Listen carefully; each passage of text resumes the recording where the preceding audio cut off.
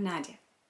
I feel like I have to start with it. My full-time occupation is that I am studying neuroscience, but I have been doing astrology for many years, and I don't even believe in it. Neither do my clients for the most part. I have been working in this niche I have created for myself of a non-believing astrologer for people who do not believe in it either. Now, because I was so invested in aspiring to be a scientist, I started doing less and less of it over the years. And I found that I miss it. So 3 things happened that made me start recording those videos. First off, I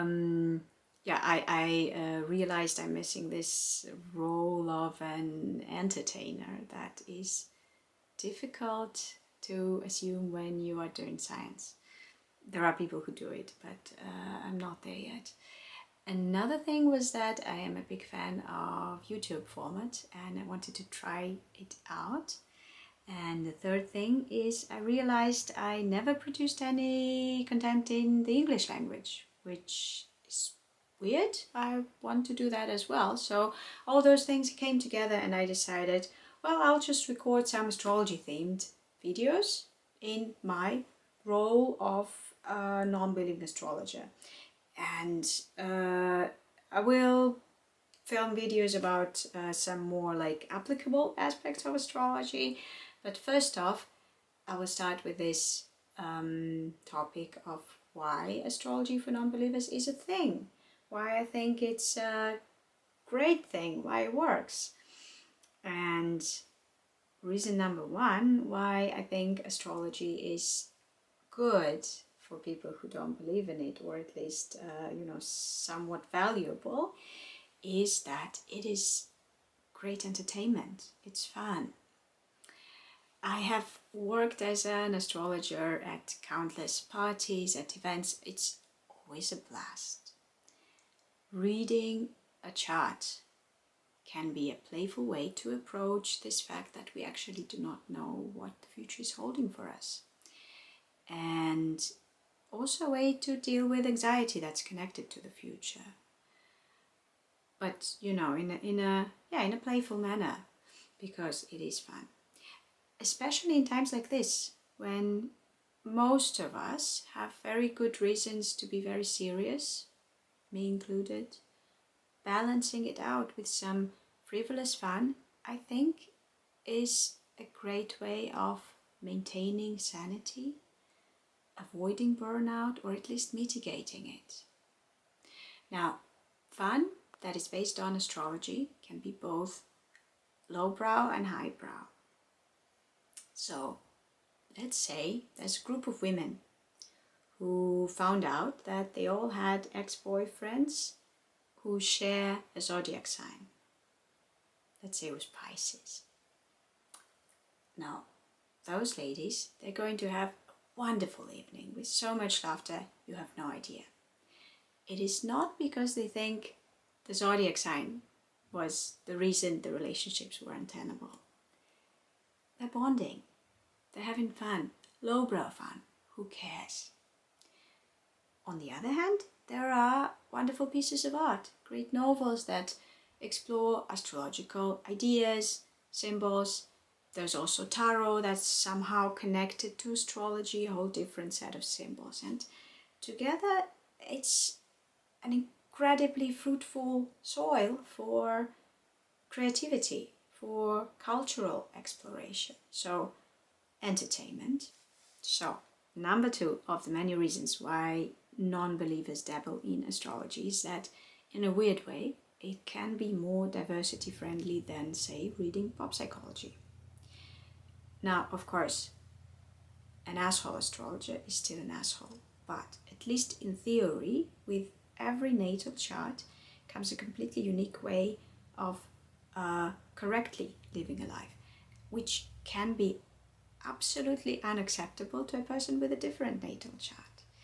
And even if we stay at the absolute lowest level of just zodiac astrology, it already gives us a whooping 12 correct ways of living a life.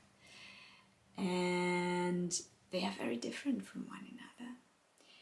This, I think, is a healthy alternative to this self-optimization trend or culture that often gives us a very narrow and uninclusive pathway to optimal living. It's especially important in areas where the moral load is heavy, like parenthood or motherhood. Sometimes, I would say often, ideas about what it is to be a good parent or a good mother can be limiting and unhelpful. I'm not saying there are no good ideas about it out there, there definitely are, but having worked with expecting families and new mothers for years, this I also did, I'm almost 40, have a rich professional life, I noticed that the information they were getting from literature or specialists was creating unnecessarily specific standards or sets of expectations that only a handful of mothers could actually meet, and even that if they tried very hard, right? Whereas, again, if we go to astrology, even the most simplistic one, we already have 12 ways of being a good mother. There are, of course, more. So, in other words, modern astrology is not pathologizing our differences. If anything, it celebrates them.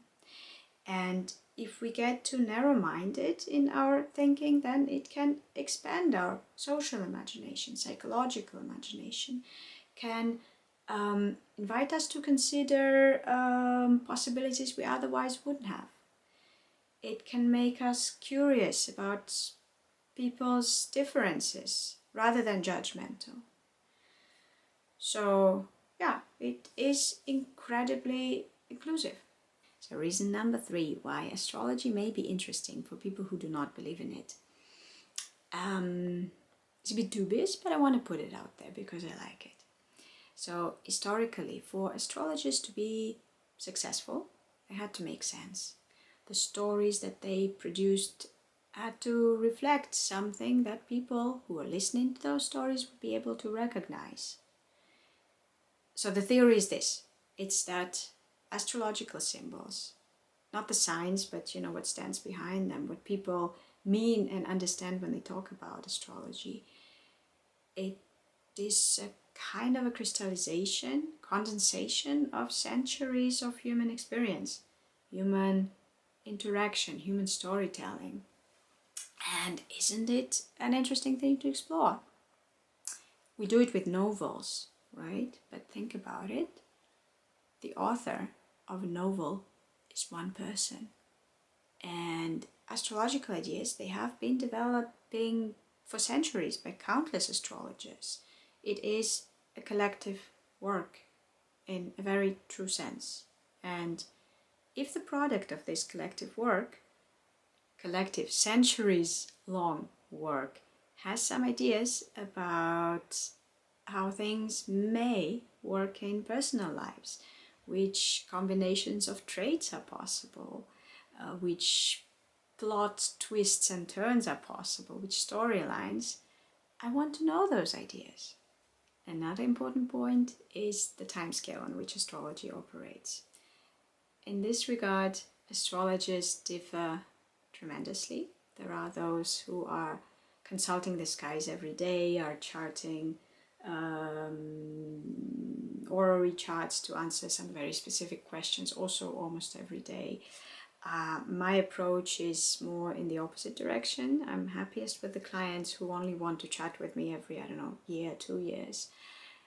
I'll make another video about time and astrology separately, but here I want to say that the time it takes for us to do the important work, the time it takes for us to reach a certain milestone, right? The time we give ourselves to do that is usually unrealistically small. So we tend to underestimate the time it will take for us to do the important work, the time it will take for our body to do the important work, or for our psyche. And weirdly, astrology does not do that. So it's not uncommon that we have a consultation and I sit with a client and I tell them that the next 3 years, the most important thing you have to do is to gradually lose the connection with what you are doing, with what has been important to you previously. Now, it may sound like a terrible thing to say to a person, but if you look back at your own life or at the lives of the people who are close to you, you may find that this is actually very common, and I would say essential. And astrology acknowledges that and gives space and acknowledgement to those stages that don't fit into most of the self-help narratives that are out there. Astrology finds place for that. Okay, now I'm done with the reasons why astrology may be interesting for people who do not believe in it. And now to the disclaimers, of which there are 3. Disclaimer number 1. Please do not justify making important decisions in your life with astrological anything. If the astrological story fits your situation and helps you empower yourself, that's great, use it. But keep in mind that you and only you carry the risks of the decisions that you make, and deal with the consequences that come with your decisions. Following astrological recommendation does not diminish those risks, nor will the astrologer be dealing with the consequences of the decisions that you make. This is generally not a problem with people who do not believe in astrology. This is why it's my favorite type of client. But as far as disclaimers go, that's the most important one. Disclaimer number 2. Do not, under any circumstances, spend money on astrology that you would otherwise spend on something more vital. I'm talking about financial security, health, mental well-being, childcare. So for example, payments towards your emergency savings or pension funds. That should be taken care of first. Or what's debt or mortgage payments, taxes, I don't know, doctors, whatever. You know what's vital for you. Do not make me or any other astrologer, for that matter, an accomplice in damaging yourself financially. Disclaimer number 3 is totally unnecessary, but I have a weird accent. There's nothing I can do. It changes and fluctuates on its own. You'll have to deal with it if you choose to listen to my videos in the future. I'm sorry. Yeah, that was it. I had to start with something. I decided to start with that video, and next I'll film something more astrology specific, and I will be doing it as if I believe in that, because this is how it's more fun. See ya!